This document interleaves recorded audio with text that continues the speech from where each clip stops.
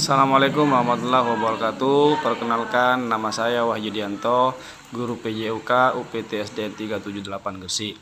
Setelah mengikuti pelatihan mandiri dalam Merdeka Belajar, saya akan menyebarkan pemahaman Merdeka Belajar, yaitu akan menyebarkan aksi nyata dalam beberapa modul.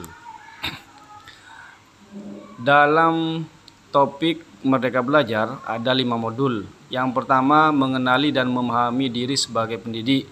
Yang kedua, mendidik dan mengajar. Yang ketiga, mendampingi murid dengan utuh dan menyeluruh. Yang keempat, mendidik dan melatih kecerdasan budi pekerti. Dan yang kelima, pendidikan yang mengantarkan keselamatan dan kebahagiaan. Dalam modul 1, mengenal dan memahami diri sendiri sebagai pendidik. Yang pertama, mampu mengenali kekuatan dan kelemahan. Yang kedua, mengenali karakteristik dan kebutuhan peserta didik. Menjadi manusia merdeka yang hidupnya bersandar pada kekuatan diri sendiri, baik lahir maupun batin, tidak tergantung pada orang lain.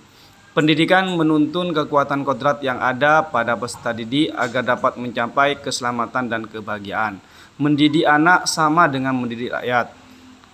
Pendidikan berperan penting pada perkembangan peserta didik sesuai dengan perkembangan zaman. Yang terakhir, guru harus adaptif terhadap perubahan. Modul yang kedua, mendidik dan mengajar. Yang pertama, pengajaran merupakan bagian dari pendidikan. Yang kedua, pengajaran merupakan cara menyampaikan ilmu atau manfaat bagi hidup peserta didik secara lahir batin. Yang ketiga, mendidik adalah menuntun segala kodrat yang ada pada peserta didik sehingga dapat mencapai keselamatan dan kebahagiaan setinggi-tingginya. Yang keempat, pendidikan tidak sekedar memberikan pengetahuan, namun mendidik keterampilan berpikir dan mengembangkan kecerdasan batin peserta didik.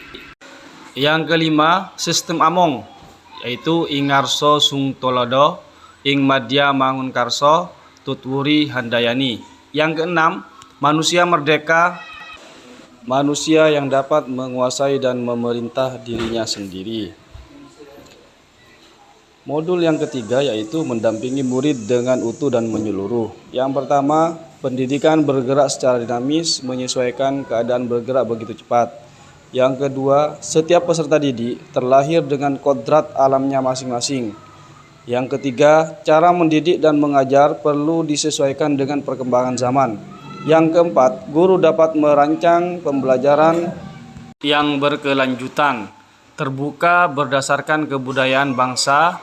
Hal ini sesuai dengan asas Trikon yang dikemukakan oleh Ki Hajar Dewantara, yaitu kontinu, konvergen, dan konsentris. Modul yang keempat yaitu mendidik dan melatih kecerdasan budi pekerti. Yang pertama, budi pekerti merupakan hasil bersatunya gerak pikiran, perasaan, dan kehendak sehingga menimbulkan suatu tenaga. Yang kedua, budi pekerti juga merupakan perpaduan cipta, rasa, dan karsa. Budi pekerti peserta didik tidak hanya dibentuk di lingkungan sekolah, tapi juga terbentuk dari lingkungan keluarga dan masyarakat. Yang keempat, kodrat anak diibaratkan kertas yang sudah terisi penuh, yang terisi berbagai macam coretan dan tulisan, sehingga tugas pendidik adalah menebalkan dan memperjelas arti dari coretan dan tulisan tersebut. Modul yang terakhir yaitu yang kelima, pendidikan yang mengantarkan keselamatan dan kebahagiaan. Yang pertama, guru harus mampu membimbing dan memantau peserta didik untuk mencapai pemahaman yang bermakna. Yang kedua, perspektif guru tidak selalu sama dengan perspektif peserta didik. Yang ketiga, fungsi pendidik adalah mengantarkan peserta didik agar siap hidup dan mampu mengisi zamannya. Demikian aksi nyata yang saya kerjakan. Terima kasih.